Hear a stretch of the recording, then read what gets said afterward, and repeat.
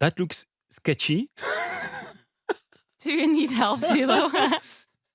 So it's really fun to do the interview now here in the video and have you in the background like fixing some cameras. That's so much fun. Okay, so welcome to the Sunshine Live interview, Rodriguez Jr. Thank you. Thank you. It's so good being here at Sunshine Live. Thanks for the invitation. Yeah, and your album, Feather in Bones, will come out this Friday.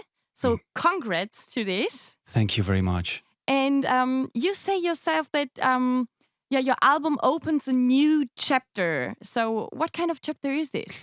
Yeah, I don't know. Sometimes things just like align in a very special way, and it's just like a combination of things in my private life, moving to Miami, to a different continent, and also in my music. I just realized that it was the right time to be the artist I wanted to be without, thinking about trends and stuff like this.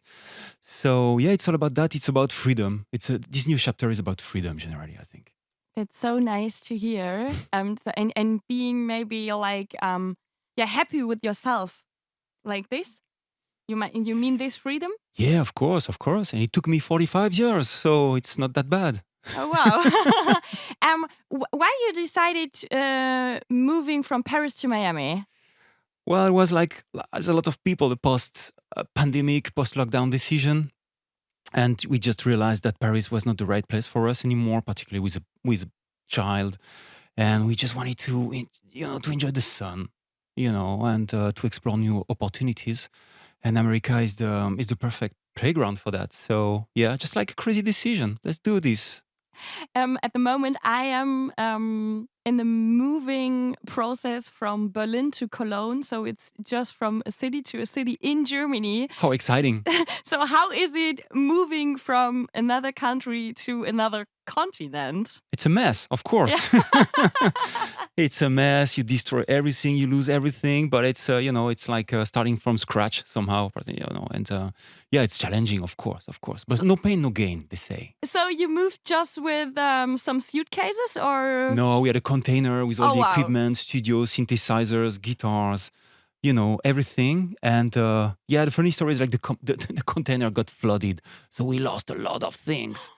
And actually, I kind of enjoyed it because, new start with new stuff. Maybe we had too much stuff, and it's part of the fun. Okay, so what was the better thing you lose with this container struggle? We lost all the guitars basically, and a few synthesizers. But I think I had too much crap anyway. So life sends you the right signals if you know how to understand it. Yeah, and now you're a little bit more free with a little bit less of stuff. Exactly. Now that my crap is underwater, I'm totally free. Yeah. If you describe the sound of your album, so how does it sound? It sounds like feathers and bones. That's the idea, actually. The feathers represent the dreamy aspect of my music, and the bones represent the rhythmic element, the foundation. And I'm just trying to explore territories in between those two poles. So that's the concept, and that's also going to be the concept of my label. Okay. And do you have a favorite track on your own on the album? Oh, that's too difficult, Christian. First of all, there are 2 tracks with my partner, so I can't choose any, So yeah, probably could be Amplify, or probably one of the songs, generally because they tell stories, and I like stories. And which kind of story is it? Tell us about it. Amplify is about love. It's about love. I think it's the right time to talk about love in 2023. There are so many tensions in the world and crazy stuff happening. That this song is about our relationship basically, and about love, and about how we amplify each other.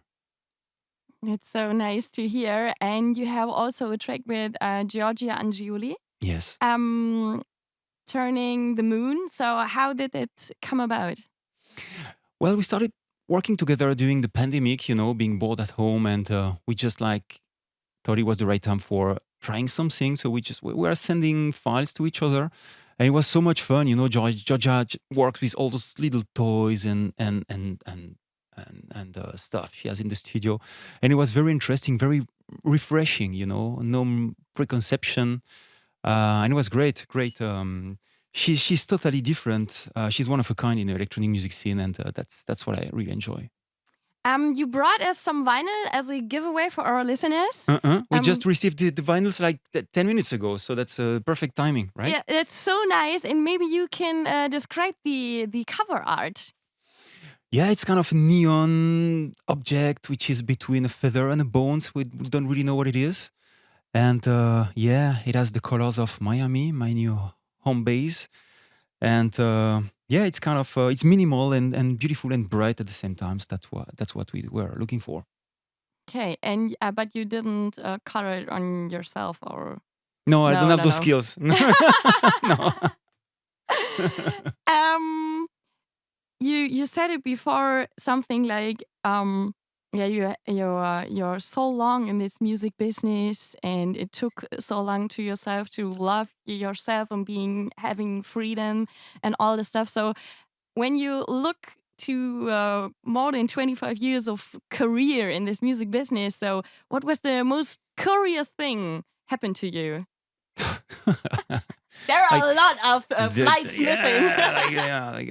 I could talk like an old sailor. There are a lot of crazy stories. One day I will write a book with those stories. Like, of course, when you're traveling that much, performing that much in different countries, different cultures, a lot of crazy stories. I don't know, a lot of weird things happening on stage with weird people.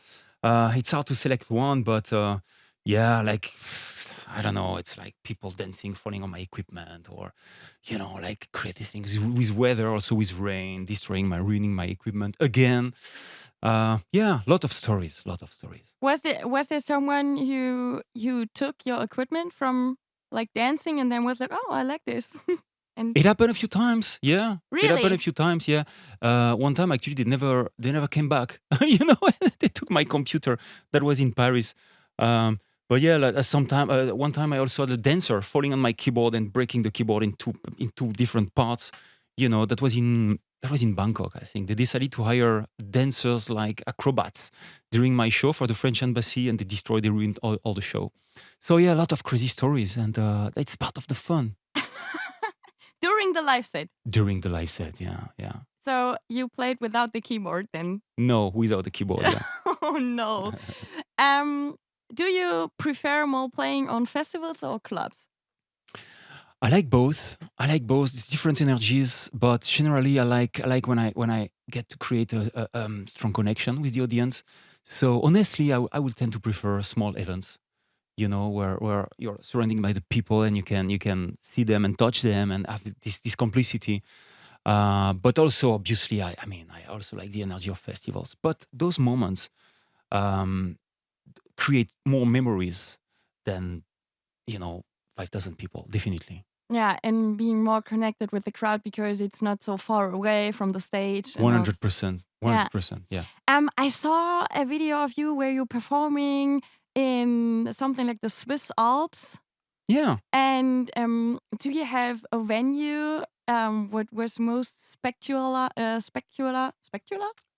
Most special? Something like this? Special? Like where I performed? Yeah.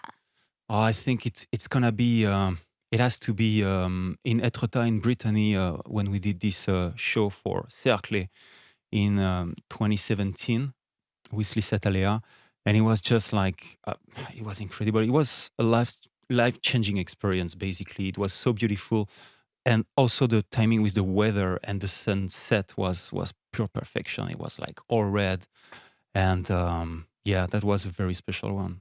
Can you describe the venue for our listeners? Cercle? Yeah. It was a cliff, huge cliff in French Brittany. So it's big, it's larger than life, and surrounded by the ocean. There was no audience, so only birds around us, and it was really, really magical. But yeah, huge cliff. And how is it to play without become feedback from the audience? That's interesting because you're facing yourself. So your own audience, and that was very interesting. I've learned a lot actually, because sometimes you complain about. I hear people, I don't, but I hear people complaining about the crowd here and there. No, that's not a nice crowd.